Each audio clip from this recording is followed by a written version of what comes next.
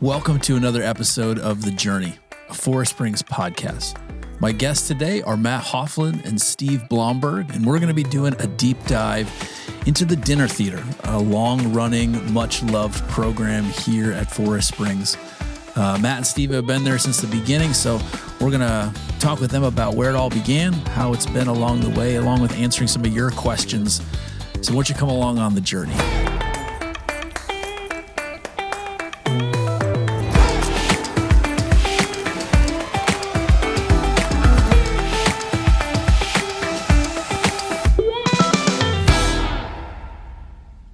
Thanks for being here. Thanks for being willing to sit down and talk about some of these things. Let's start with you, Matt. Maybe tell us just a little bit about what your role here at camp is and what your responsibilities in the Dinner Theater are. Sure. Well, this will be 30 years that my wife and I have been on staff with Forest Springs under the title, I guess, is Outreach Ministries. And for about 10 years, the first 10 years, I spent a number of those years doing a lot of traveling. I went to churches, concerts, different states, mostly Midwest, sometimes overseas, and ministering. And I was involved with the worship here. And then we started doing the Dinner Theater. And this will be 20 years of doing that. So this kind of became one of my key boulders of responsibilities. I still travel some, and I still am involved with the worship and the music here for our events. But that kind of, those are the big things I do. Those are the boulders I do. What about you, Steve? Tell me a little bit about yourself. Well, I grew up in the area.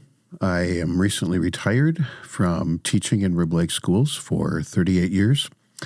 My connection to camp goes back about 35 years. I met my wife, who was working here at the time. I have 4 grown children, 2 grandchildren. What am I missing? What did you do as your occupation for many years? He said he was a teacher.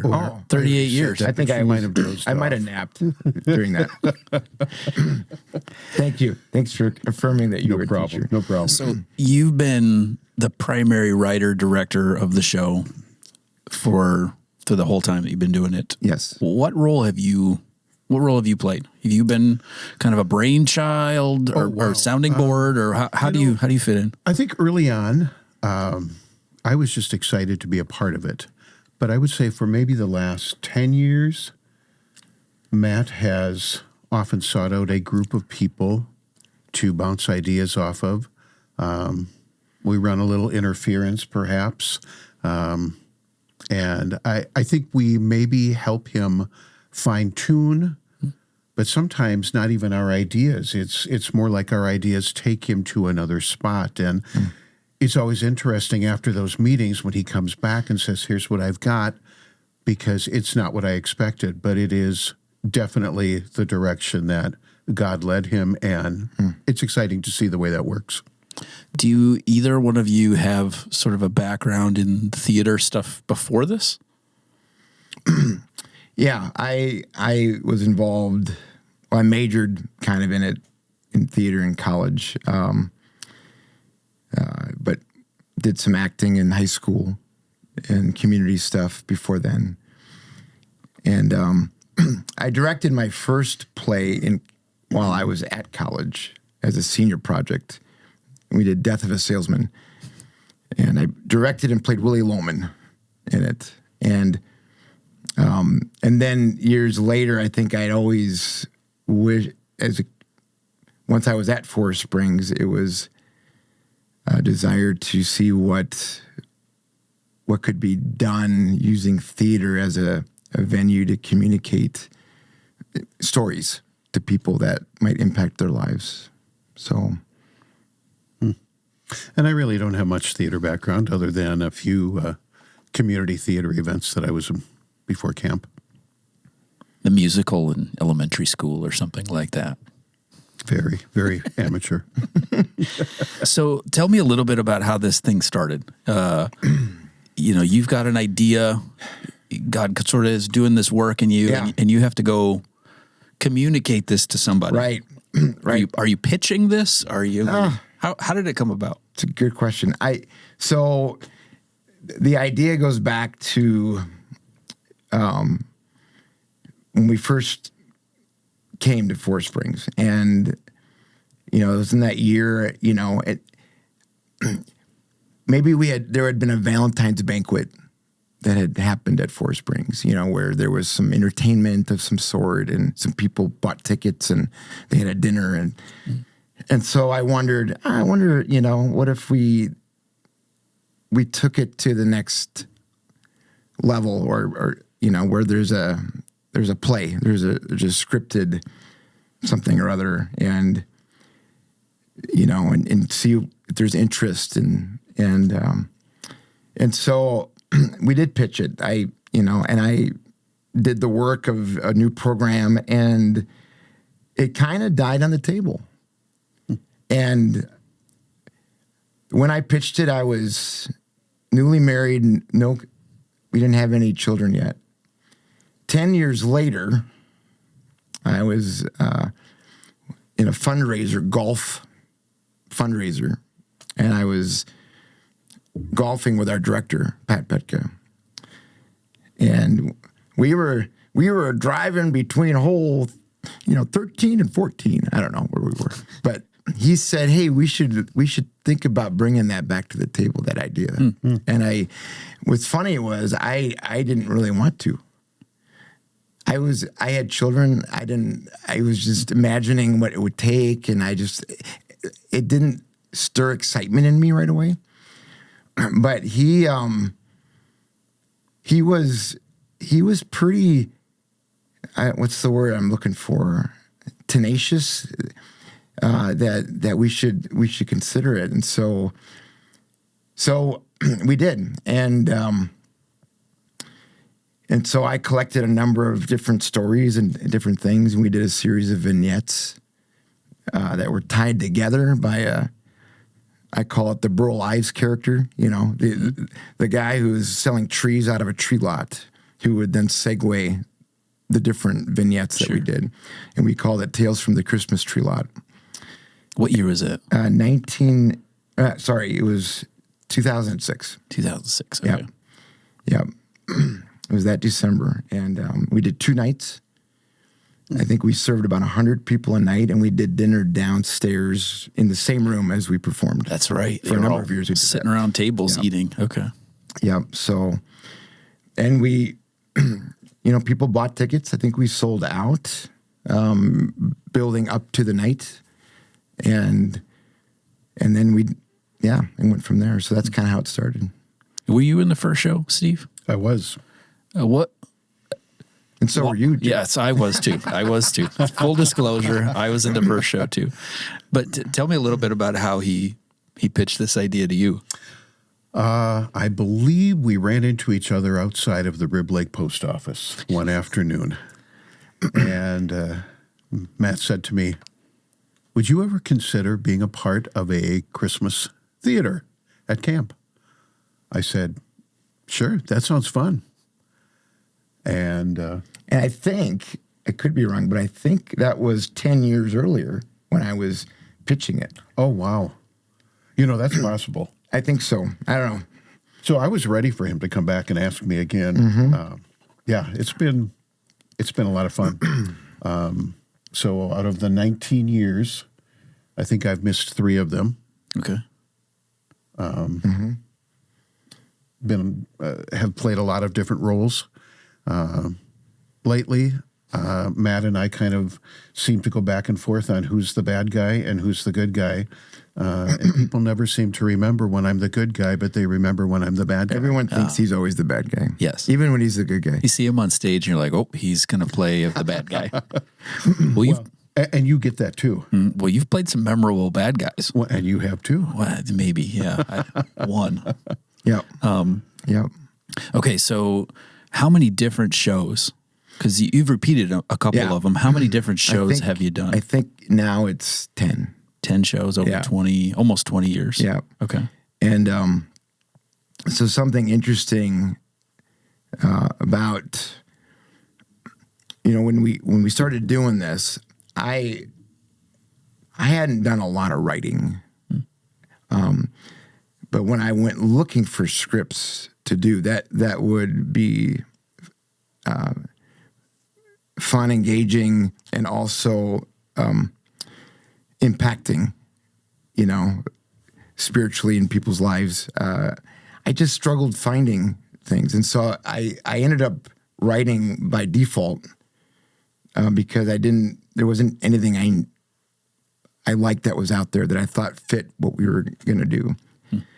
I'm sure it's out there. I just couldn't find it.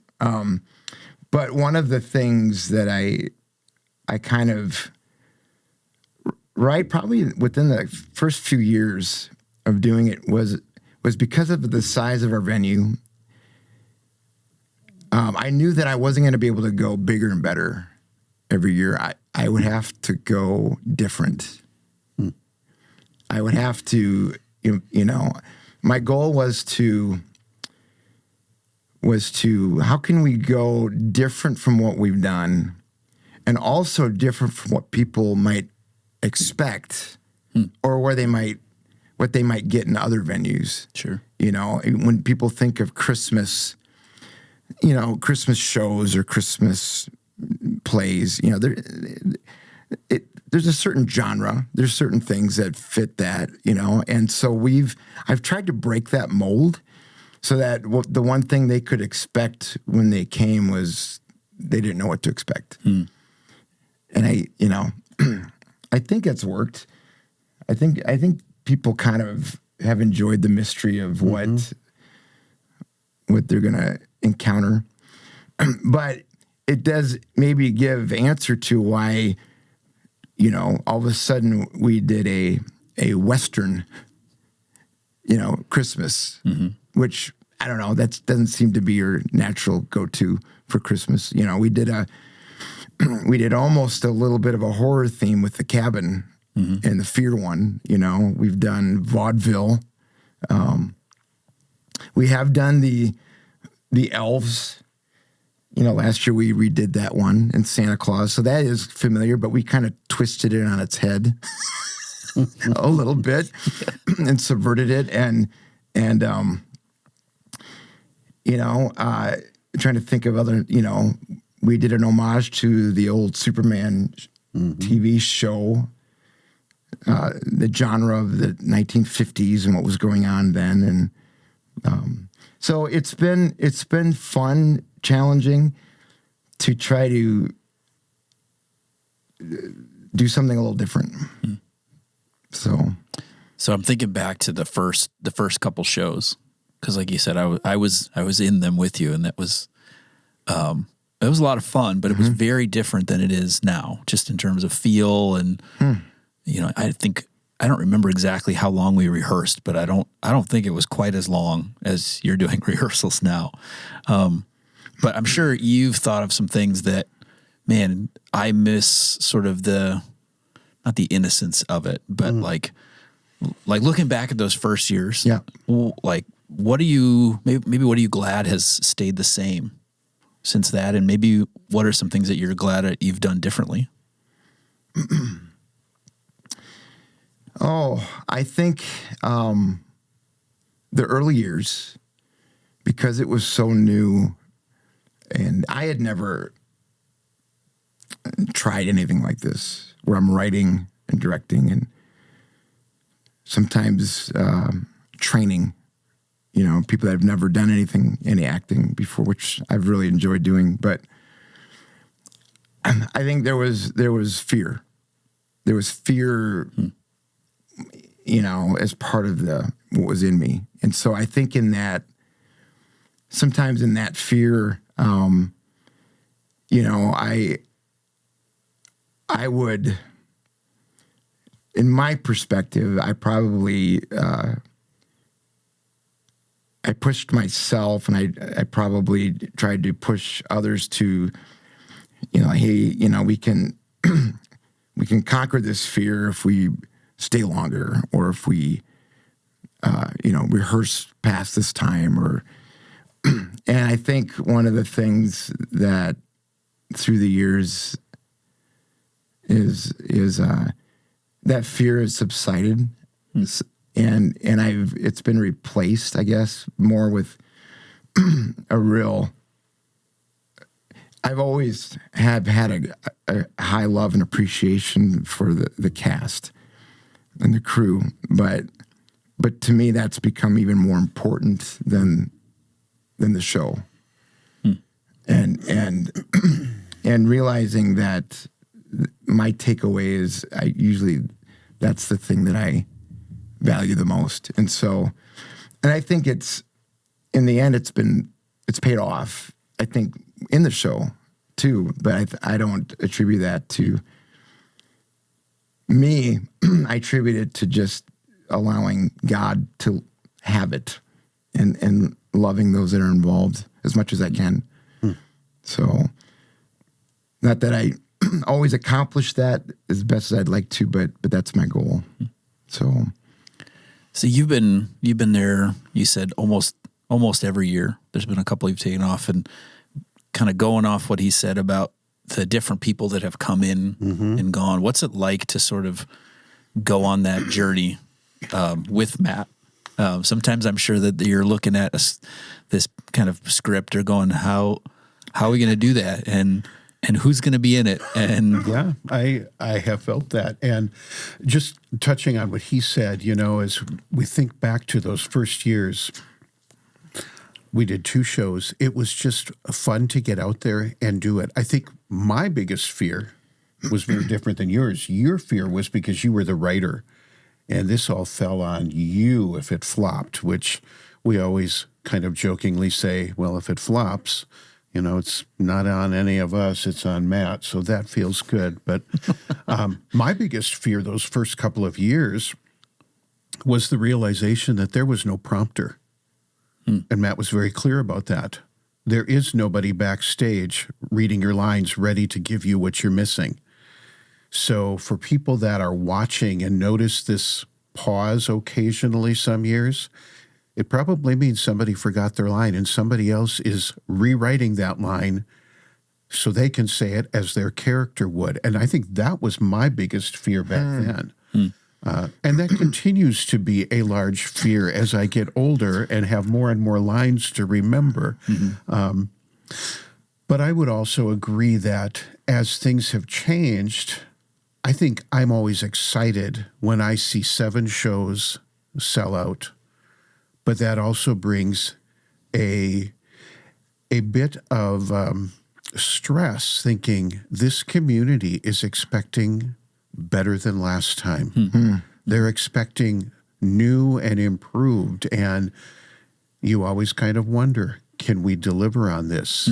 And so I think there's a bit of pressure there too, but I would agree that through the years, I think what has become the most special to me being a part of Dinner Theater is the friendships and the camaraderie that is shared by a group of people that have this quest that they are on to deliver a message that's worth delivering, and yet really enjoy the process. And had I not jumped on board back in 2006, I would have really missed out on some very important friendships in my life.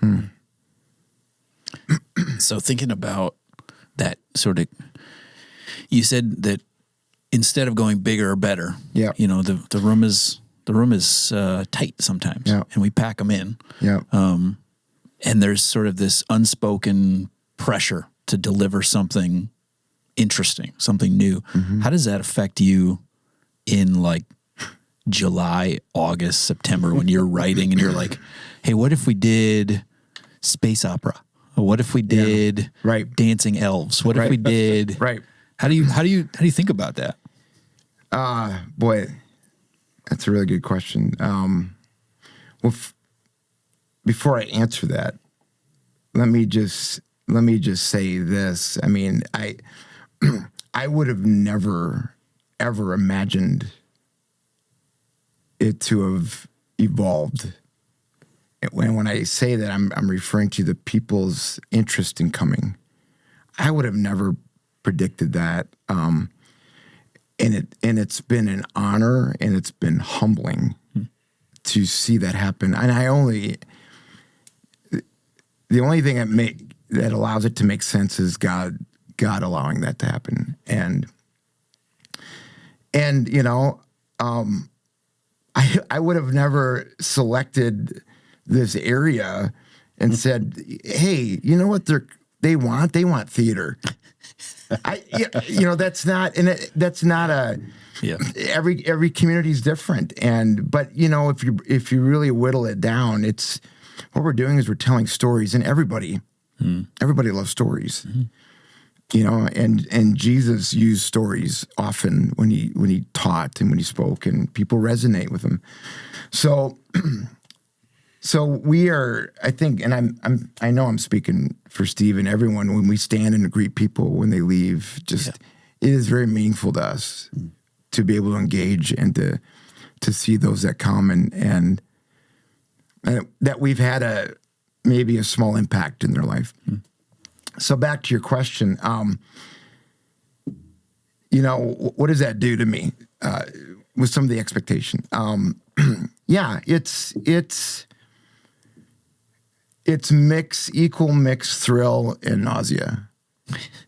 It is, you know, because, and the more you've written, the more there is you can't lean on anymore.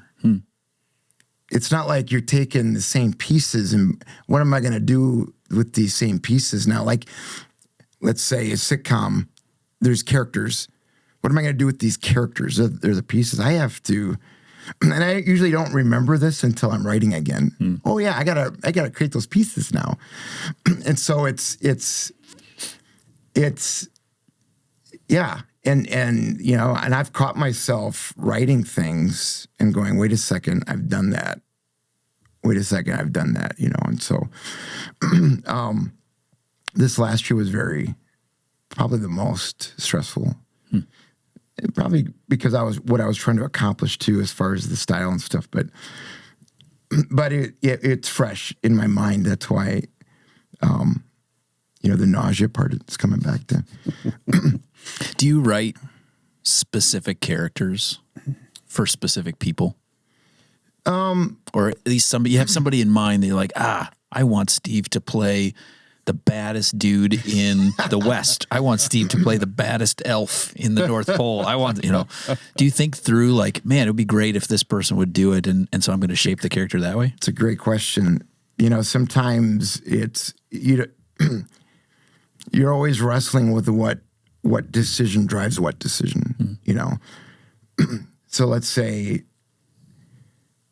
you know, if I know who the cast is, sometimes that's helpful, you know, because I know the energy a certain actor gives off. And so you kind of write to that energy that will serve that actor, sure, you know, and serve the story. But then you also have the catch of that, of where you approach an actor and go, hey, do you want to be in it? You know, and they want to go, well, what is it? And I go, right. I don't know yet, you know, but so you're kind of playing that game, and you also play that in the writing too of what drives what. And you're always kind of going back and forth. You know, does the information drive the script? Does the script drive things? The characters sometimes drive things. And so, but yeah, there have been times that when I know someone's in a role that I can kind of tap into that energy that they have and write for them. Have you ever felt like he wants me to do what now? When he approaches you for a character? Yes, on several occasions. Tell me a little bit about it. And I think, you know, what has helped is I have gotten to know Matt over these last 20 years in a way that I expect a couple of things. I expect that he wants to stretch all of us as actors and not get too comfortable in what we think we can do. And I've watched him do it with other people, and it's been really a very neat transformation to watch as somebody really becomes that person of the role that they're playing. There are times where early on, Matt would have an idea, I think some of the early shows, and he would say, this is just like a skeleton, so maybe just figure out what you want to say there. And that was a little bit shocking and pressure-filled. Sure. And I'm grateful that he doesn't do that very often. And I think that was just early on, trying to get it together. And, as I watch him every year, I think, how does he do this? Yeah. How does he get all of these pieces to come together? His mind must be so full of things. And there are times where I have read the script and I thought, I don't think this is going to work. Mm-hmm. And then it is amazing. And having said that, I don't know that the script that we read through on the very first night is always the program that we present in the end, because there's character development that happens. There is the evolving of... You test it. It's got to be tested on stage, and sometimes it doesn't work. Yep. Have you guys ever, in the process, realized something was maybe not going to work, or I guess I'm thinking like earlier, before you start rehearsing, like, have you ever put an idea out there and it's just like, oh no, now that I've said it, now that they've heard it, I got to go back to the drawing board? Or is it usually sort of an internal process before it gets to that point? I'm trying to think of anything like that we've pulled the plug on. Yeah. That we were down the road with. I know that my pitch, there's a famous story with Sam Smith, who's been a cast member, when we did the homage to the Superman. Yeah. Like Wonder Man, we kind of did a but the pitch back in August, that year, or in July or whatever, was, the way he says it was, we were all going to be superheroes. We were all going to be in spandex or whatever. Yeah. And then eventually it's just him. He's the last man. He's like, I show up, it's just me. And then he says at the read-through, when we were testing the script, I said, Sam, why don't you for now read this role that he ended up being, That's the way he paints it. Yeah. But I'm trying to think. I think there's small tweaks. Yeah. More in those last couple of weeks. And out of the 7 shows, if you came twice, you'd maybe hear different things, because we sit here before the performance each night and we'll throw ideas at each other. Hey, try saying it this way. You might get a bigger laugh. Or this is not happening. Let's change this word and see what happens with it. And that has been really kind of a fun, creative effort for the whole group as we listen backstage, observe. Yeah. This year, Joelle, who played the character of Dottie, the waitress, has a significant speech monologue, and we were going to get into blocking that, and I'm looking at it, and so as we get into the rehearsals, things begin to take shape, characters begin to take shape, and I looked at that and I asked her, have you spent time memorizing this yet? And she said, no. And it was a collaborative decision, but I said, I would like, there was too many words. I mean, in my mind, it was like, wait, this is, and so I said, do I have your permission? Can I? And she said, please, And so I ended up taking that, and it ended up becoming very much more personal to the character than I had originally planned. And so, especially with new stuff, there's things that, but I want to be very mindful of the actors, and I think through the years, they have seen things and saying, this, wondering if we can tweak this, and so where it's dynamic going into it. But as long as everyone's not caught off guard, I think I've learned from that. I have to let go of some of those things and if they come back to me and say, hey, then there's some room to do stuff. So, but I can't think of anything where we completely took an idea that was down the road and did something different. But I could be wrong. Do you remember one? I can't think of any. When you're writing, talk to me a little bit about how you get it from, like, do you have a visual in your head of what it's going to look like as you're writing? Or are you just kind of letting the words do their thing? And how do you get it from it's this thing in my head and I wrote it down to now it's on stage? What is that process like? That's a good question. Thank you. Yeah, that's a really good question. Boy, I would say that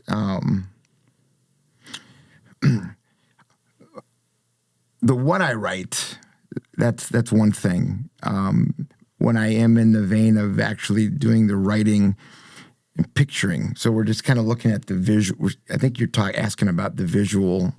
Do you see a set in your mind? Do you see the characters? Sometimes I do, and it's not planned. It's just, and I think it's just what I'm envisioning is a dynamic.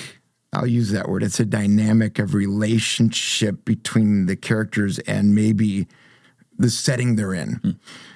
But then that has to get tweaked because it does. A lot of times the way I'm viewing it would be more like a movie, where you can shoot whatever you want. But in our scenario, we have angles, you got sight lines. You can't do a booth, let's say, where they're both sitting and looking at each other in a traditional booth, because one audience member would just see the back of, right. They would be lost, and so you have to kind of adjust things for sight lines and make it work. So then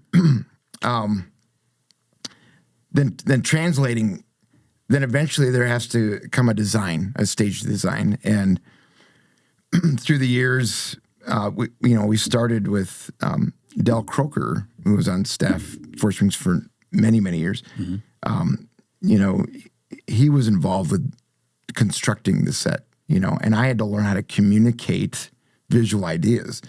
There's some funny stories of me taking a napkin and doing two lines. I mean, I was like, I realized pretty early that I got to figure out a tool that can help communicate visual concepts. And so I think Google SketchUp, stuff like that, began to do some designing, getting the measurements of things, and having a starting point. Eventually, through the years, Larry Den Hartog, who was a volunteer,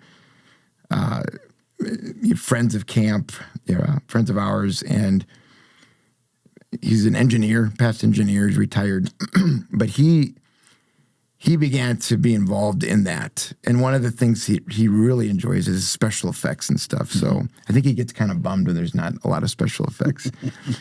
So he sometimes is like, can we do some, can we make this float and whatever? No, he's great. And so he has sometimes developed a bare bones set idea and then said, hey, here, just to start with, and let's move some things around, and especially if it's a simple set. And so we'll begin to talk about things and talk about where the door is going to be and where this is going to be, and so that's, and then him along with this year was Craig Scheitauer, another community person, friend of camp. They began to construct the set. Side notes, important to say, there was a time where we acted on fixed stage units that were certain sizes, that we had to make work. then Larry, I don't know if you can see behind, but there's a stack of Larry went and built all these platform pieces that now allows a lot more versatility of utilization of them, for heights, for how we want to configure them. Yeah. And so he's done a lot of work, even designing how we configure the audience seating in the risers. He's just done a ton of work, and his wife has been involved too with the costuming, and appreciate them. So I don't know if that answers what you're. Yeah. So one of the shows that I was in, there's sort of the legend of Jerry, and the this idea for a Western that was like, how are we going to make this work? Can you tell the story of Jerry and Cowboy Tom and this wing and a prayer that turned into some people's favorite show? It's a great story. So I decided, what if we did this a Western? And one of my dreams was that there'd be a shootout where we actually had guns that fired blanks, and that we would see where it looked like the bullet hit the wall, or it looked like the bullet hit the jail cell, whatever, And so I was trying to reach out to resources I knew to find out how to do that. And I had a friend, Johnny Gerhardt from years ago. I reached out to him because he had worked in in filming like documentaries of reenactments of the Civil War and different things. I said, "What can you tell me about it?" He says, "The guy you want to talk to is Jerry Buxbaum," and so he gave me his phone number. So my intention was to call this guy that I didn't know, and he didn't know us, to find out if he could give some information about. And I got his voicemail. And I didn't even know if he'd call me back. And he called me back. And Jerry, he was working at the time on a Nike commercial. I think he was creating fog for a Nike. Anyway, so right away I was like, okay, this guy's in, and so I was honored that he would give me the time on the phone. And so I began to tell me what you want to do, and I started unpacking this. And he lived out at the time out in Washington State. And he says to me on the phone, he goes, "Tell you what," he said, "I have my dad lives in Chicago, because if you can get me there and get me a rental car, whatever, because I'll come and do all your shows for you." And I wasn't prepared for that. I was like, "What? Really?" And so I was like, wow. And, and I kept trying to convey, that we're not a big thing. Yeah. We're, I would say we do a show in a closet. I kept saying, it's small. Yeah. It's small. And so, and then I had asked him on one phone call about if he had access or knew where I could get a hold of a couple prop items. Some old handcuffs, from back in the late 1800s, a couple clothing items, because we were having a hard time finding. The pants were unique, and they were very expensive to buy or to find, And he says, he goes, "I have a friend," he says, Cowboy Tom. And he said, and Tom had a group of guys that they would do as entertainment. Like I remember seeing this in the Wisconsin Dells when I was a kid, where there'd be in the old Western town and there'd be a shootout, And so he did that. And so he said, "Let me give you his number." So he gave me Tom's number, and I called Tom. And I asked him about these few things. And Tom says this on the phone. He goes, Jerry says you guys are okay. Jerry didn't even know us. Wow. And he says, "Tell you what I'm going to do." He goes, and I never do this. He goes, "I'm going to send you everything I got." Wow. Wardrobe, guns, the blank shooters. Yeah. Everything.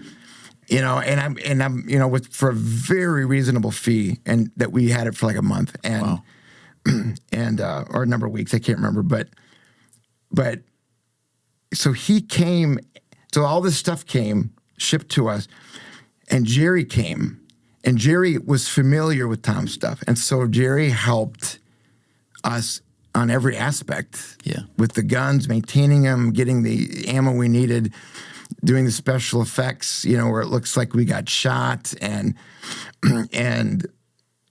we grew to love him.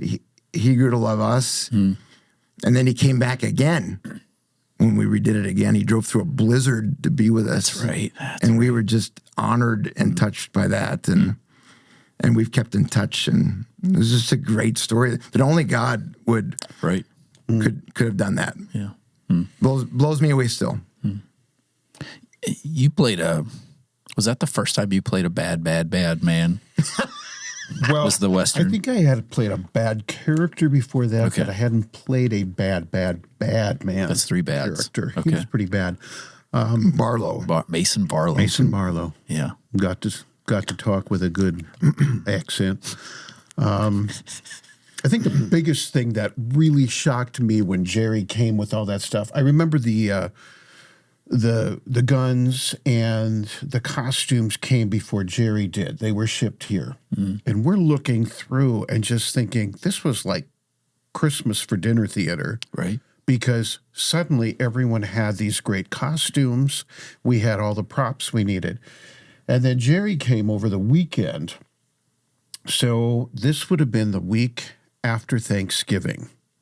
Yep. And we Beginning of production week. traditionally take off 10 days because camp staff often was very busy at Christmas time. Right. So if they were going to see family out of state, that was the time. So we would go from the Thursday before Thanksgiving to the Sunday after Thanksgiving without a rehearsal.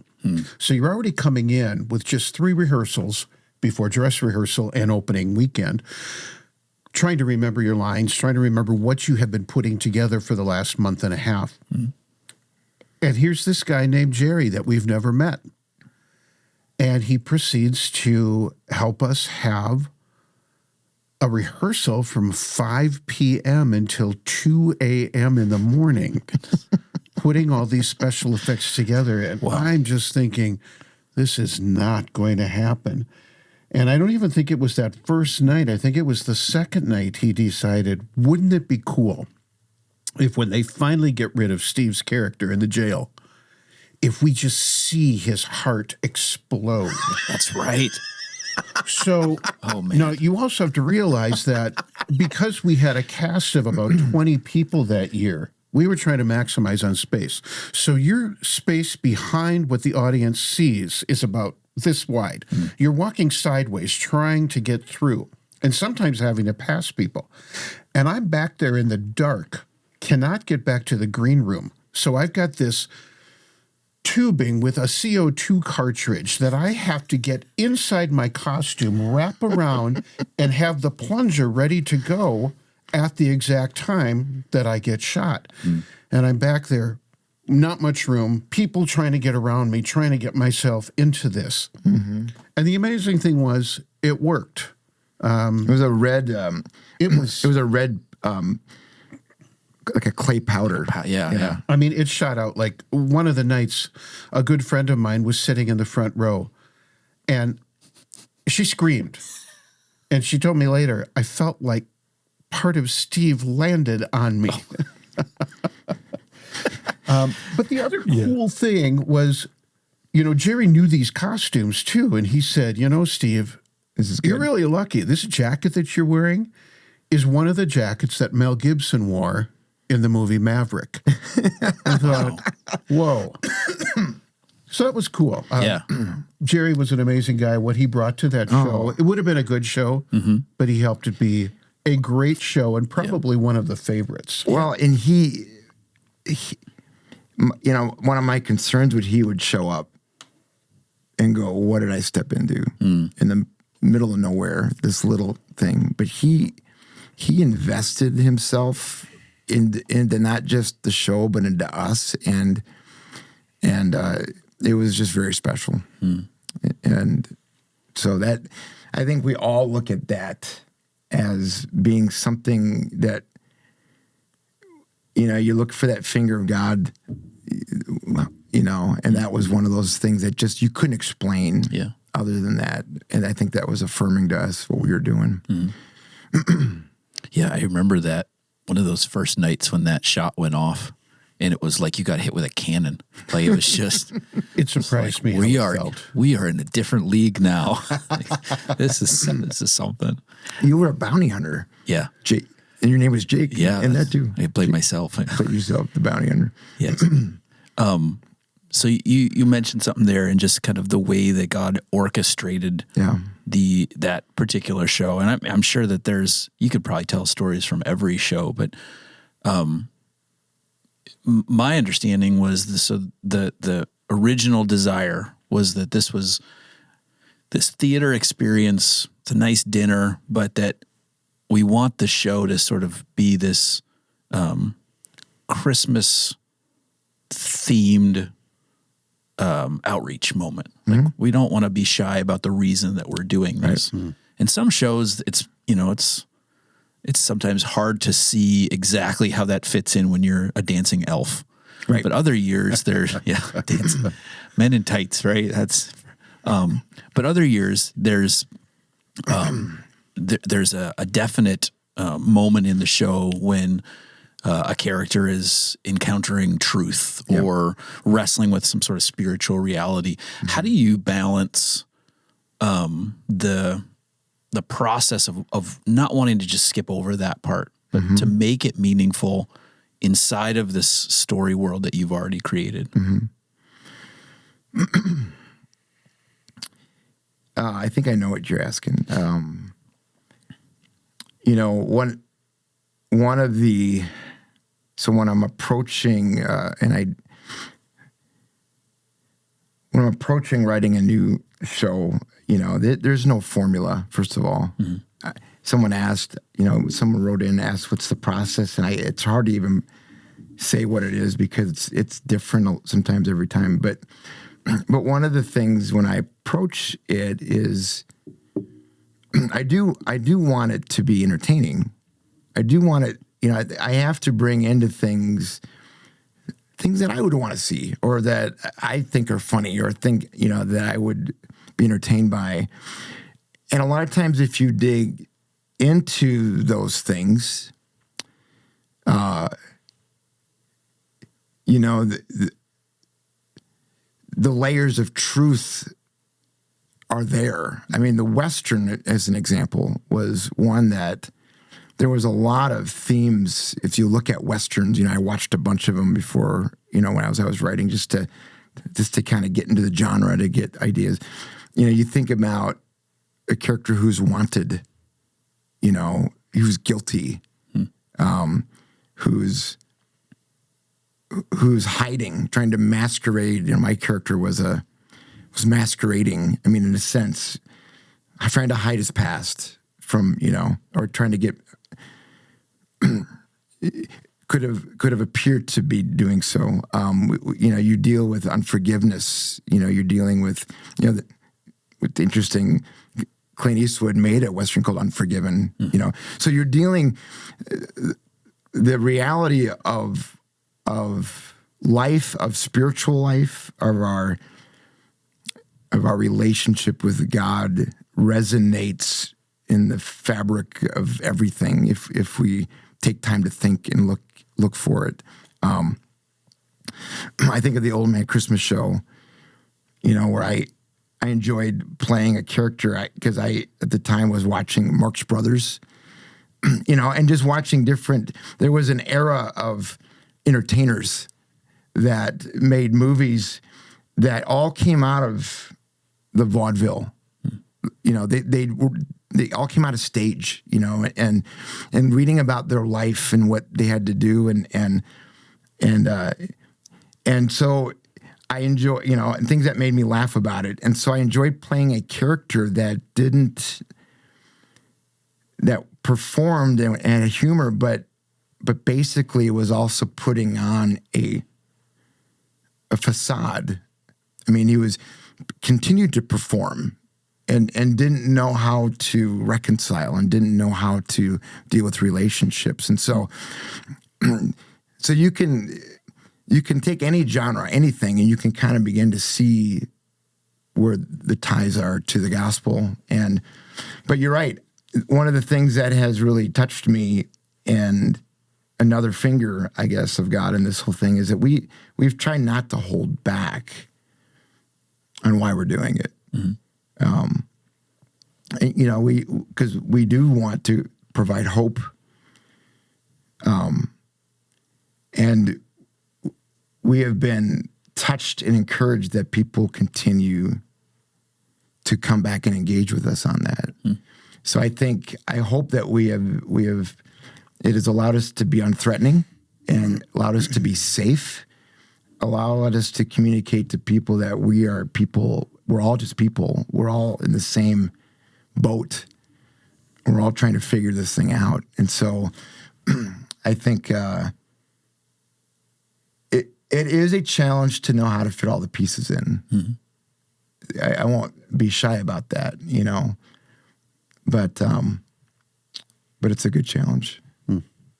So can we talk about this year's show for a little bit? Please. So if you have not seen the show and you don't want to be spoiled, you should skip ahead to the part where we're going to answer some questions in a little bit. So there'll be spoilers ahead, maybe for this part of the show. But so this year's show, When We Were Gone Astray, has generated some discussion points, right? People have questions.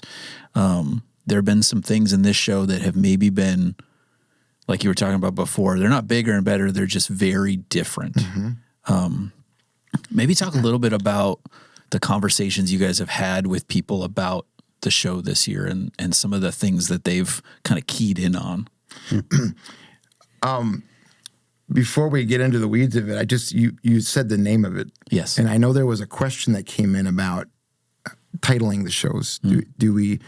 Someone asked, was it intentional to title them after lines of Christmas carols? Right. Yeah. And I think that at one point I did that, and I think I have continued as much as I could to try to do that just as a fun challenge to see. So not every show is that way. The Old Man Christmas Show, that's not him. Christmas Carol. Yeah, no, it's not him. Wonder Man. Not. They looked up and saw. What was it? They looked up and saw. They looked up and saw. Oh, that's right. That was the name of it. Yeah, we have catchphrases for which shows. Oh, the Elf one. Yes, but that one's called. Not a good title. What is that one called? Thank you. What is it? It's While Mortals Sleep. While Mortals Sleep. That's right. Yep. So you asked what were some of the early conversations? Yeah, there's been a little bit of a buzz. So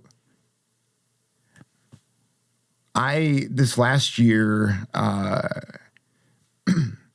wanted to I wanted to start the process early and see if there was some people that wanted to get together to debrief and to look ahead and maybe talk about ideas. And we really had a hard time finding times to do that.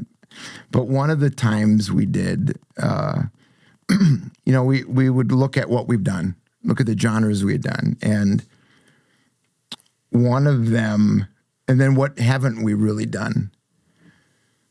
And one of the guys said, one that we haven't done is science fiction. Now, I wouldn't put this last one we did into that category, but one of the things tied to science fiction that this person mentioned was the show The Twilight Zone, which was back in the late 50s, early 60s, Rod Serling. And basically what this show was they were half-hour, sometimes hour episodes that opened the door for the weird and the whatnot. It's a line from the play, and they would take they would throw strange elements and ingredients into fantastical ingredients into stories that in the end were commentaries, in a sense, on something, you know, whether it was, you know, racism, you know, or you know, nuclear war or whatever it might be, you know. And so I went home and I remember watching a bunch of episodes of The Twilight Zone. I knew what it was. I don't know if I'd watched a bunch in the past, but I watched a series of them, and they were all different. They're all different, but there was at least two of them that I watched where, two or three, that had to do with a character that in one way or another made a deal with the devil. And that's a trope that's been around a long time. Right. You know, I think of the devil and Daniel Webster, you know, when I watched it years ago as a kid.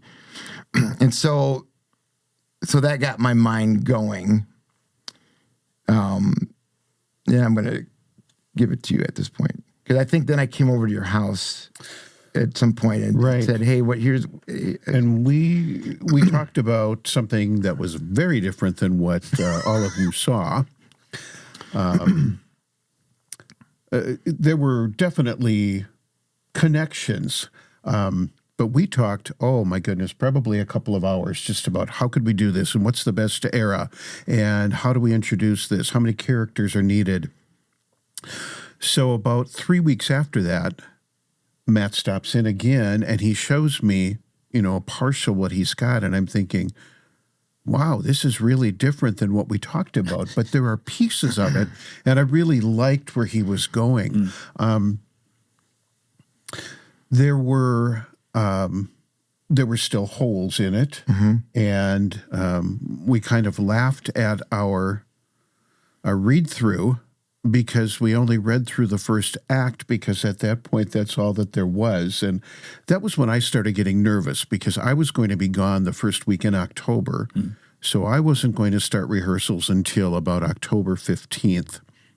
And I was really hoping there would be a second act ready at that point. Yeah. And yet, again, as God was leading you, you were writing and putting things into place. And I think one of the biggest questions I had was, how will people respond that we actually have a character playing the devil in a Forest Springs Christmas dinner theater? Yeah. And normally I don't tell my wife a lot about my character, but I told her nothing about my character because obviously it would have spoiled the show for her to know who I was. Because the reveal ends up not being till the end. Right, right. So she would ask vague questions like, are you a good character or a bad character? And I said, maybe a little of both. And I left it at that.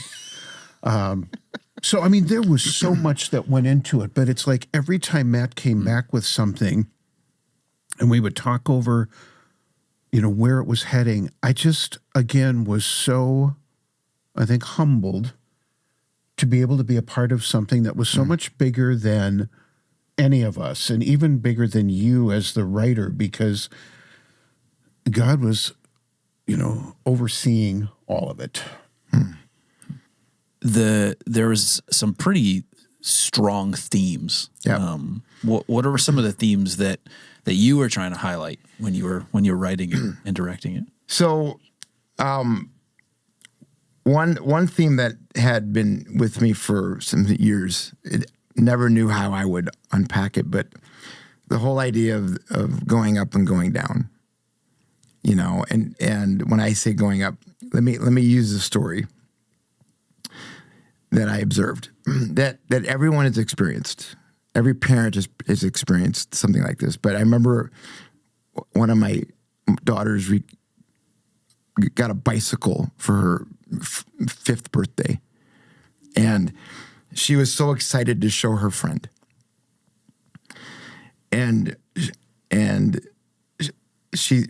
my friend will be so excited to see my bicycle. And so she sees her friend. And I was standing there, and she goes, "Hey, see my new bicycle?" Hoping, you know, there'd be celebration. And immediately her friend says, without missing a beat, my bike is better than yours.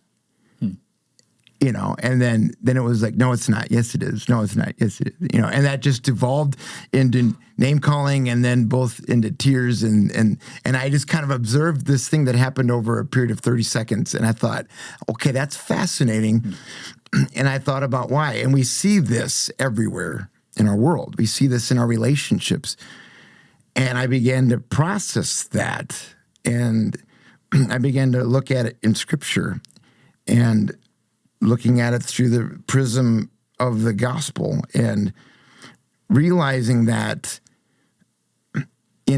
I'll speak on myself, but I believe it's in all of mankind, that we, since we're born, no one tells us, hey, it's very important that your bike is better. It's in us. Mm-hmm. It's in us. No one has to teach us that. There is a law in our being that says, everything you want is up there, being the best, being number one, you know. And so as you look at Scripture, as you look at the gospel, you look at Philippians, you see there's a different pattern of what Jesus did. He went down. God went down to reach mankind. And the devil, Satan, in Genesis, introduces this up idea to Eve and says, if you eat the fruit, your eyes will be opened. You will be like God. And I believe that is the seed core of why, whether we're aware of it or not, that's why that's there. And so I remember there was a chart I looked at with all the different belief systems in the world, you know, religions and cults and different things, you know, and they had categories of what they believe. And at the very end of the chart, it said, what do they believe about the afterlife? And almost, I could be wrong, but my memory says almost every one of them had some form of, you'll end up becoming a God, or being part of deity yourself, except for Christianity. And here we have a God that decides to come down, humble himself, so that he can win the hearts of people and rescue them from that. So I knew that was something at some point I wanted to bring into a show.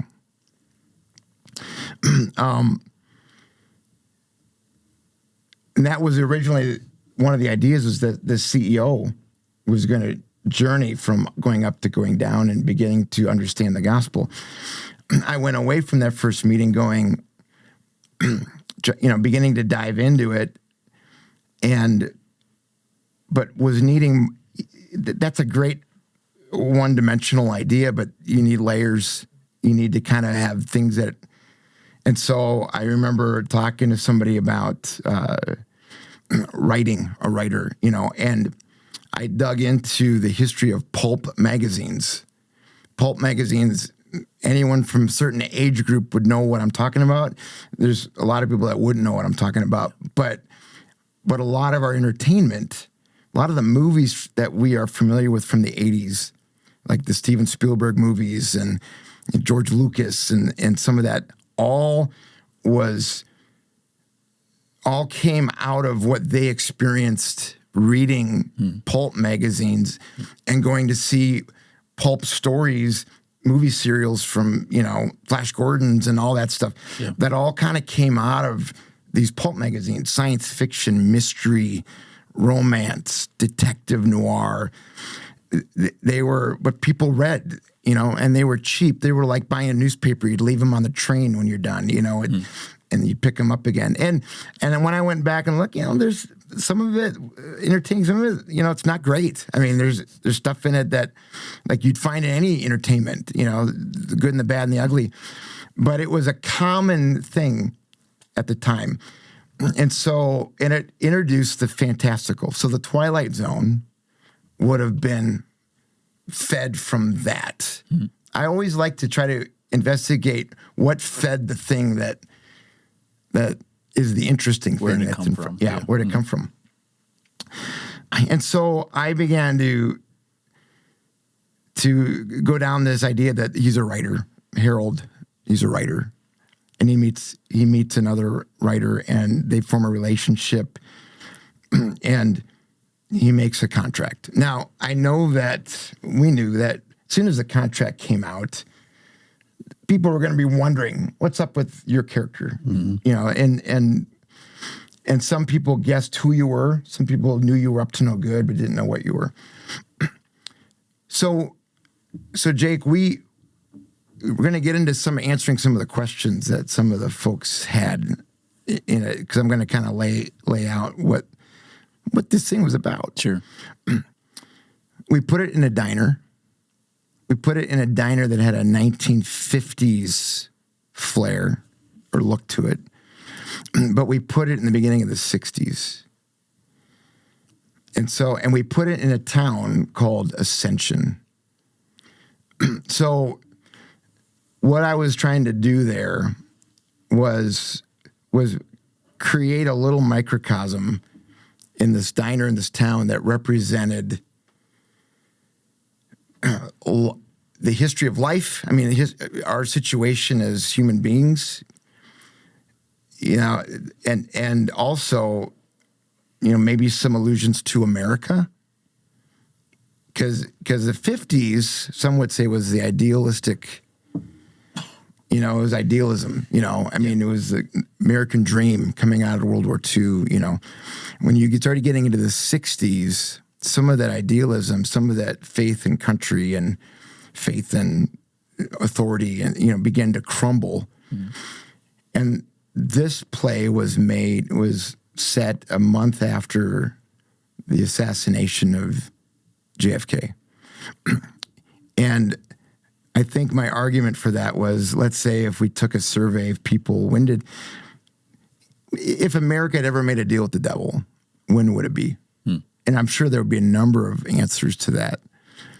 But some would say right then, when, because of conspiracy, did the government, whatever, just the doubt. And I remember doing the research that when did all the conspiracy theories start? Because there was a lot of them around, and it was right away. That shocked me. I thought it would have been like something building, but it was a month later. They were all there, and so I chose it because it communicated the instability maybe people were feeling and insecurity. Where's our foundation as people, as humans, as Americans, and where your character or my character is coming in wanting to go up. Didn't use that language, but he does kind of. I want to take a step up. I want to go to the next level. All of us have those thoughts, and so you're there to kind of provide the way for me. And the blizzard allowed people to be stuck. Mm-hmm. To be able to create an excuse for why we would spend time together, why you would even give me the opportunity. The town of Ascension, most of the people that live in that town, people that came to the show would notice that some people came out in through the diner door and they looked a little different than some of the other characters. Yes. And they had different shades of color, and where did that come from? Can you address the burning question? What color are they? What color are they? Some people saw blue. Some people saw green. Some saw green. Gray. What color were they? We were shooting for a gray scale. Okay. From head to toe. If you looked at what they wore, even as clothing, it was in grayscale. It was like they had stepped out of an old TV show old black and white TV. That was the intention. Mm-hmm. Looking back on it, I realize now some of the gel filters on the lights might have caused some certain shades to, But that was the intention. So why were they gray people? Why were they great people? So one of the goals of the writers was to come up with 3 story treatments that they could pitch to CBS for episodes of The Twilight Zone. Okay. Which was my character's dream to write for that. And we started with the sinister blizzard, that could allude to a number of things. One, to being the curse that we're all trapped because of one man's sin, malfeasance. Then the second story is about a staircase. We're trying to kind of go back to the beginning of Ascension, and there's a staircase in the woods. Yeah, it's like a legend. Yeah, the legend lore of the staircase in the woods, that the early settler came upon a staircase sitting in the woods that looked like, and there was no remnant of a building that might have fallen apart. It was just all by itself. That idea came to me as I was looking for fodder. There was a podcast I was listening to, and one of the stories was about staircases in woods, and just stories that are built off of these things. That why are they there? And and so I utilized it, and the staircase in the story. There's a settler that comes upon this thing in the woods, and there's this inscription on the stone that talks about ascending and what you'll find. And it's kind of poetic and mysterious and whatever. And so the settler does what any of us would do with a staircase. He goes up. And then he's never seen or heard from again. And one of the theories of what happened to him is as he ascended, he began to fade. He began to become translucent, until by the time he got to the top, he was gone. And so I wanted to come up with a way. At some point, I wanted to come up with a way that some of these characters, as they were all going up in their own way, as they were all posturing in different ways to one another, what could be a visual symbol that could be a metaphor of what's happening to them? That they were, early on, I was trying to think of, incapacitated, but we've done that. We did that in another show, chains. And then as I began to think of the staircase, I thought, how could we make characters look faded in some way? How could we fade them? And there was a lot of different theories about, do we make them look like Jacob Marley, where they're death? And we didn't throw that out completely. We did try to incorporate a little bit of that, maybe under the eyes and stuff. But one of the, as we discussed, and we were all on the fence. Mm-hmm. We didn't want people to come in. We knew that as soon as they saw a character that was looked different and it wasn't addressed on stage by another character, like they'd be like, what is going on here? Right. And so we knew there'd be question marks. We knew there would be ambiguity, but we had to ride that line that we hoped it would pull them in and not completely distract. Maybe we did distract. I don't, maybe we did both. But one of the things that we kind of landed on was to try to present these characters in a way, in a familiar image that they would all have seen, which is someone that watched a black and white TV show or movie would have seen something. And that was something I had thrown around in my head. It'd be cool to do everything like that, like people are watching an old. Yeah. So this was kind of a way to go there. And so it was to depict a fading, a character's fading. And there was one character Henry, who starts everything color, but he's the one that is being drawn in by your character and the dark side of the Force.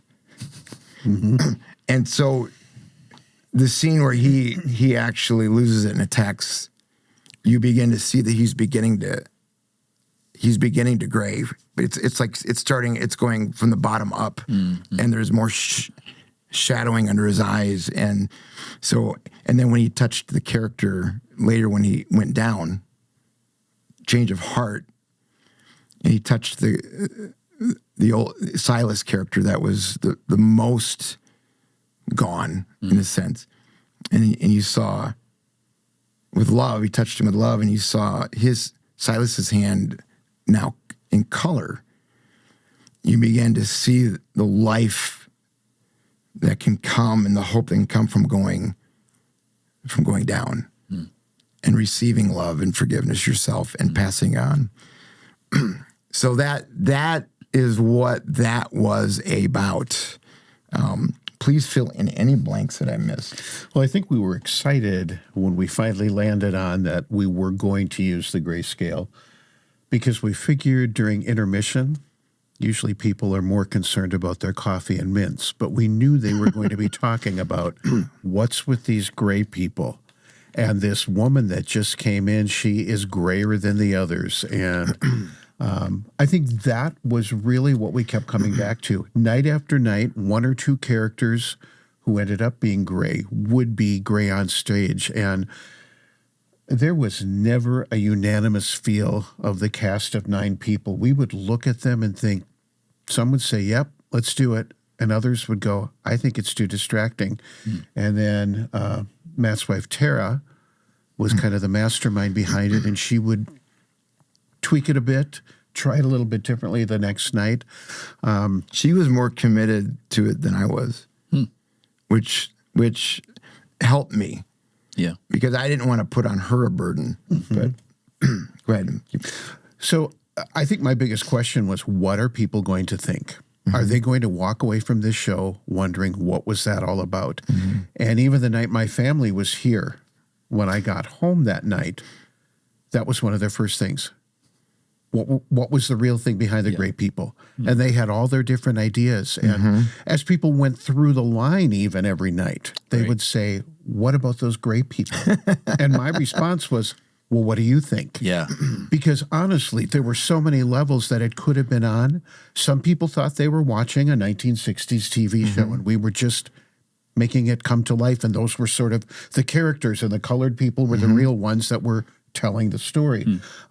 Other people saw it as, the going up, because they remembered Henry's line in that spot. But I think out of 19 years, it is probably the show that promoted the most discussion for the most weeks after it was concluded. Yeah.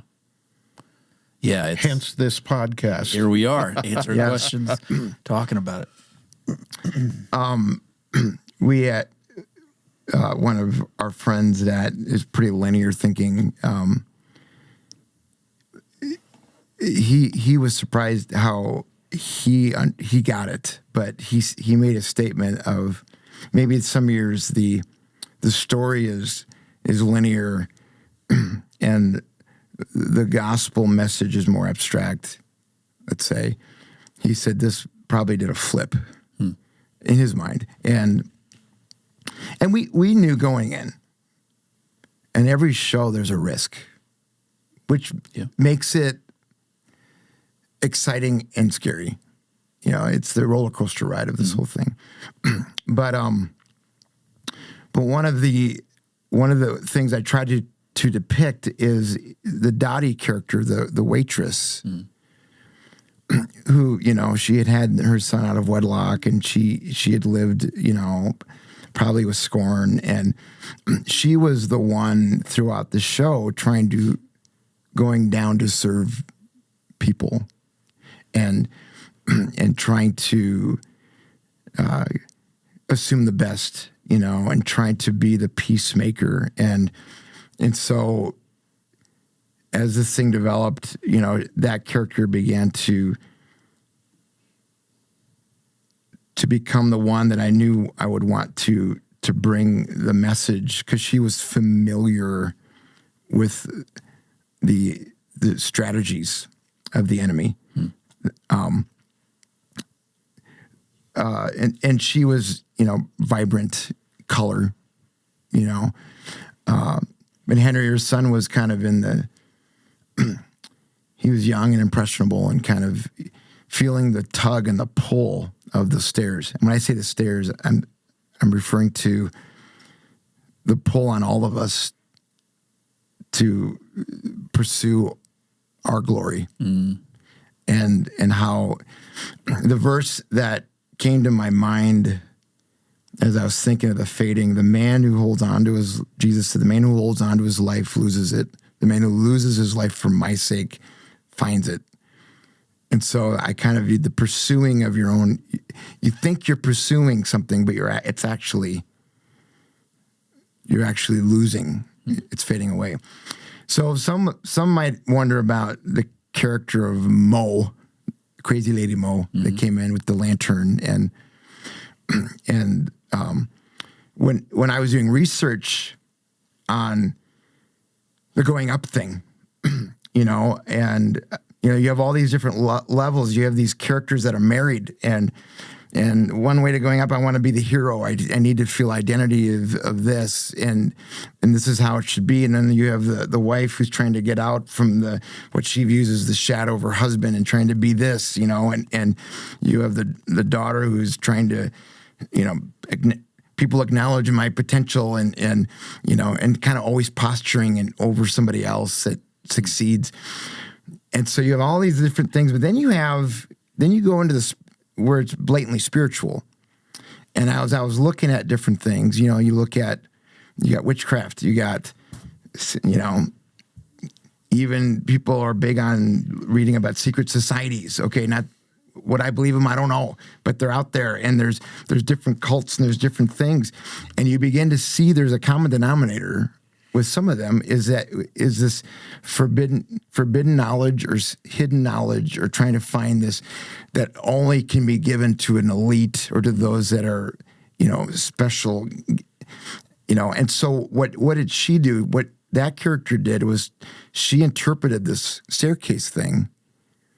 The reason he was fading is because he was becoming God. He was taking on his divine essence, which in her view was the goal of everybody to find this. And so she helped us take it from this relational level to the spiritual, to begin to introduce some of these ideas that the devil had influenced, has helped influence in our world and in our spiritual DNA. And so then she brought the lantern story, and I'll end with this, and you can ask another question. But the lantern story was all about a remedy. How can people that can't get up the stairs, how do they get up? What's keeping them? Well, they need to get rid of this junk, whatever is in their life, sin, regrets, burdens.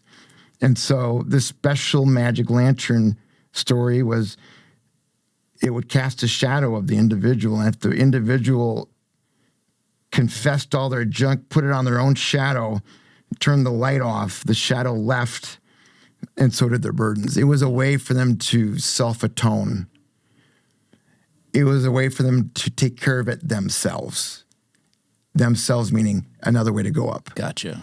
And so, and then his character points out that the shadow doesn't really leave. It just becomes one with the darkness that's around it when the lantern goes off. And so a lot of metaphors, a lot of things that I'm sure people scratch their heads on. But like Steve said, I've heard more people have talked about this one more. And so, yeah, we're happy to make people think. You're thinking through all of these different things, and you're looking at, all sorts of different symbols and interpretations and gray people and lanterns and stairs.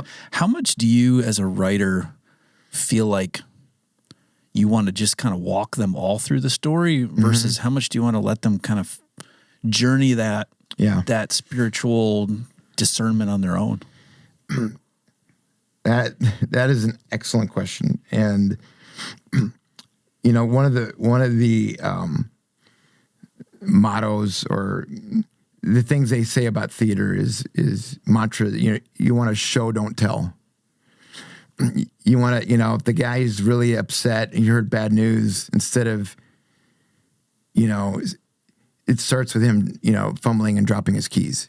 You're showing what his emotions, and which is alluding to there's a lot more under the surface. And so sometimes you want to give, I think, an audience enough so that they can get an idea and project their own situation or into it.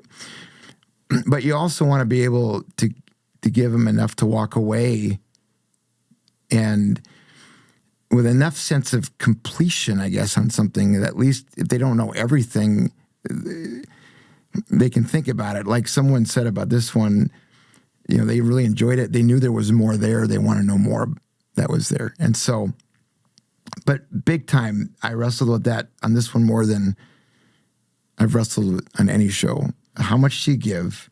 How much do you show? How much do you let them experience on another level?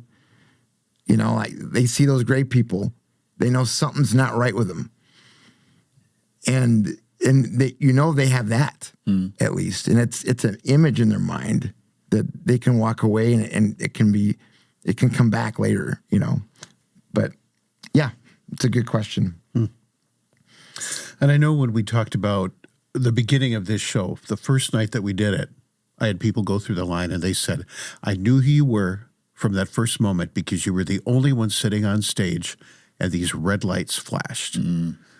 So it might have been the next night or the night after that, we decided Dottie should be on stage at the beginning. Okay. Again, how much do we give them? And there were hints throughout the entire first act, even though I was trying to be very amiable with Harold. There were hints that I was up to something that was perhaps sinister. Nefarious. But it didn't clearly say it. And so, yeah, there's times where you just wonder how much do they need to figure out on their own. And there are still parts I'm figuring out. Me too. We did this for 8 different audiences. Yep. And I caught things every night that other people said or that even I said. And I thought, wow. I've got to really unpack that. I don't have time right now because I've got to think of my next line. But this show, probably more than any show I've been in, has made me continue to think through, wrestle with concepts, and just figure it out over and over. I think one of the unfortunate things about being a live theater show is people can't come back and see it again. Like a movie. They can watch it again and grab things they didn't grab before. I knew someone that was able to see it twice only because they were related to a cast member. They came to dress rehearsal, then they came to, and they said they picked up things were tying together, but it was after seeing it more than once. And so that's something I'm taking note of. And that's why it's one of the reasons we're doing this, because we know people couldn't come back again and see it. So we wanted to at least draw some connections that maybe they hadn't made yet. Sure. Well, we've got some other questions from some of our audience members, people who saw the show, people who didn't see the show and just have questions. And so if you guys are all right, I'm gonna look at some of these, and Sure. I'll start with the ones that were specific to this last year's show. Thank you for all of you who sent in your questions, comments. They're great for us to be able to chew on. Were there any other symbols that were important in this last year's show? We've covered the staircase and the lantern and the gray people. Was there anything other symbols that were important? I think Harold wanting to be a writer. I think of the speech that your character Holloway we didn't really give you a first name even. Right. The Holloway, Ooh, that's good. tying with when we had gone astray, pointing people up the wrong path of the stairs. But the role of that Harold began to play, and I picked the word herald because you think of someone who, a herald, it's spelled differently, but, you think of a newspaper, a herald, who's cries out messages and truth or whatever messages, lies, but he became the scribe, that there was a power amplified by putting it in writing. So I think about all the things we read. I think about social media. I think about the history books. His character mentions it's the scribe that the order rules the moment. It's the scribe that rules the millennia or the ages, And so the power of the written word to spin what could be a lie, and the written word kind of gives it more beef, kind of more oomph, and so that's what he became a patsy in a sense to the devil. So that's one symbol. Some of the names of the characters, Silas Caldwell, a Coldwell, Rockwell, was another name. It could be a firm foundation, could also be a stubborn, Dottie Davenport, a harbor of safety, Davenport. So there was just different meanings to some of the names. Ascension, that's a given. I'm trying to think if there's anything else that comes to mind. The burnt coffee. Burnt coffee. No symbolism there. She just was terrible at making coffee. Yeah, that's fair. Just one thing I was thinking too is when we talked about tweaking before, I think it was after the first night, Matt and I talked about me changing a line, and he was good with it. I talked to Joelle Dottie, and she was good with it. And somebody backstage noticed the difference and questioned it. And what it was it came down to, toward the end, after I've revealed who I am, and the line originally was, I knew that Henry had read about it. And I wanted to change it to, I was informed that Henry had read about it, because I really wanted the audience to see what we know, that Satan is not all-knowing. And, he has minions that do his work that are constantly probably giving him information. But I just felt like I don't want Satan to have that much power to be on the same for people to perceive that he does, that he's all-knowing. So we changed that, and we wrestled with if that was a good change, and we landed on, let's keep it that way. One of the strategies going into how we were going to portray his character. So he's Holloway. He's this writer. That's what he's masquerading as. And he's also the devil. So we kind of said, let's just treat him. We're going to treat him like two characters. And we're going to go into rehearsals as if you are Holloway. That we are not going to leak. We're going to try not to leak in how you act that you're this other guy. Like give the audience something. Sure. Like Barlow might have. When you played Barlow, you might show the audience that you're being sly about something. But the character you're being sly to doesn't know. Sure. This one, we're going to say, you're not doing that. Okay.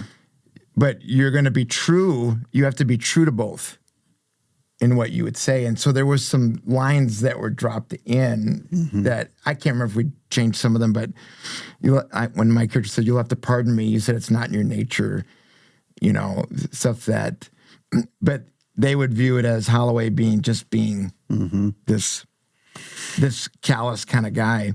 But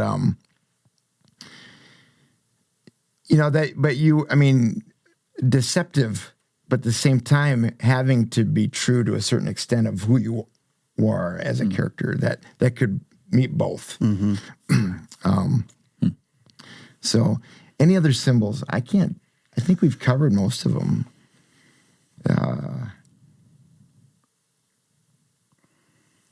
All right. Well, then, Yeah. I got another question for you from someone. But they're wondering, how long does it usually take for you to write and design the show? What's the usual timeline? I know every show is probably different, but is there sort of a ballpark? Well, I would say this one, I'm going to say it's from the fodder ideas that started in mid-July to, till, 2 to 3 months, let's say. Of writing and ideas? Yeah, and just trying to figure this thing out. But those are very intense, high concentrated. Sure. Ideally, if I can push that back, I'm always trying to push it back. There's other things that come in and take up some of that space in your head, and so you can. Creative work is a little different sometimes than other kind of work, as you're familiar with. Takes up more of you, more of your being in a sense, and it's not many pots on the stove. It's better when it's just one. but yeah, months. I'd say 3 months maybe. Another question, where have you found inspiration for these stories? I mean, you've mentioned a couple times like different things that you've been interested in, or different conversations you've had. Is there ever sort of a common theme of, hey, I saw this at this grocery store the other day and now I'm going to make a play about it? The one we did last year, the elves. First act was elves, the North Pole. Second act was in a toy store. I remember going into that when I originally wrote it, and I had two ideas for seed ideas. One was the elves, one was a toy store being held up, and never imagined putting them together. So that was one. The Old Man Christmas show came about. I mentioned the vaudeville. I mentioned that thing.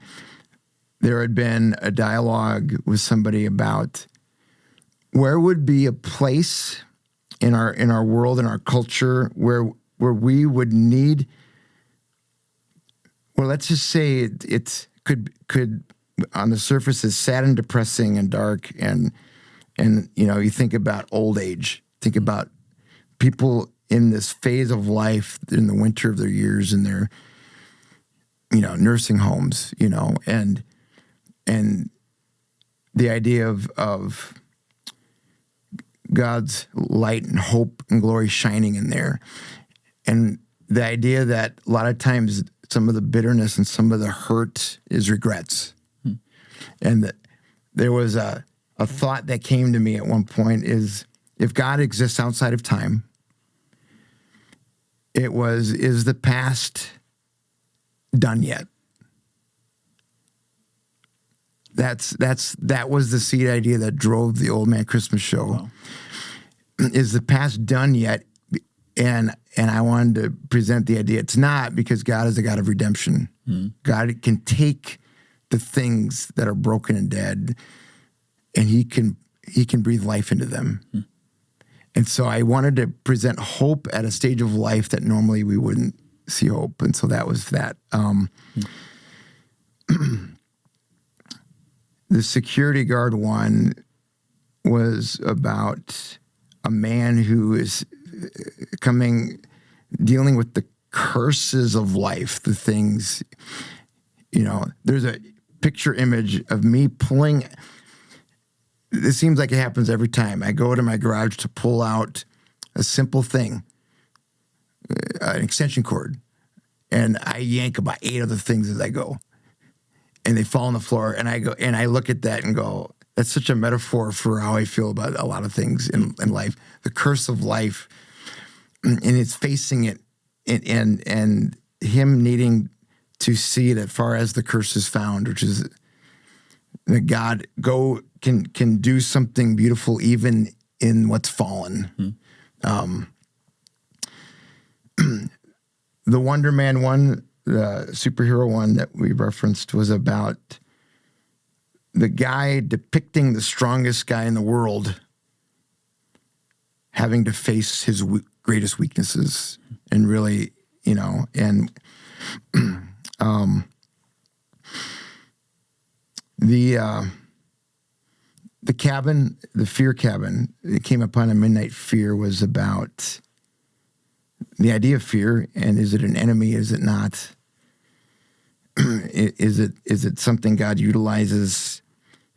But to put faith in the one that fear the one that can cast fear away,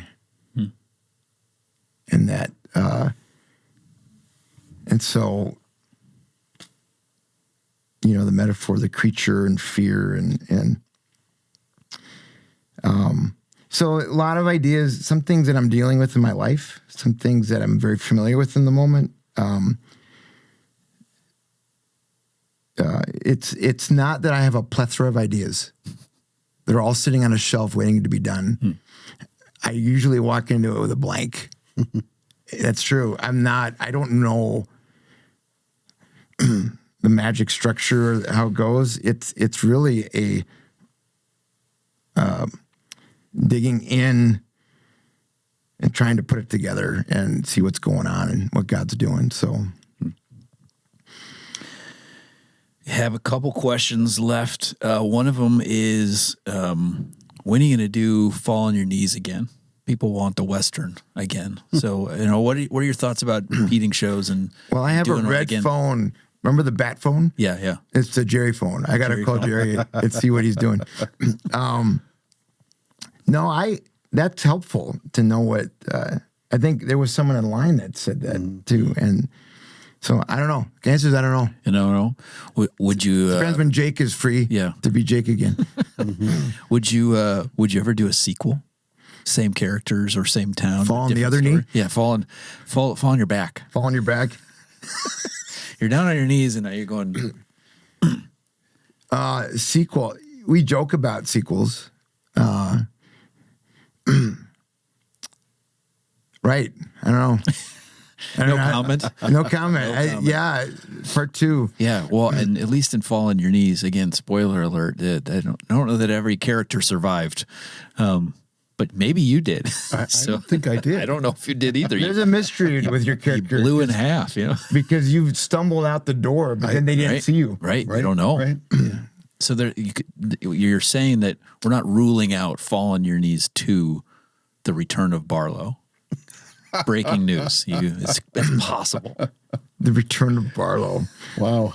And he'll be gray. He'll be grayscale. Yeah. Because he's dead, maybe, or something. He's floating. Oh, wow. Never rule out anything, right? Yeah, I guess not. Never rule out anything. Okay, last question, and we'll bring it to a close. What's one way that you've seen God work through this dinner theater thing in your time, for both of you? I would say the opportunity to present entertainment in a community where we live that presents the real meaning of Christmas, the real gospel story. And the proof of that is night after night, watching people come through the line, some of them with tears, many of them saying, I can't even talk about it, but thank you. Mm-hmm. Some of them saying things like, you gave me so much to think about. I remember one year somebody said, I thought I was too far gone. Thank you for for reminding me that God still loves me. Wow. And it's moments like that where you think, whoa, it is worth every bit of what we put into it. Can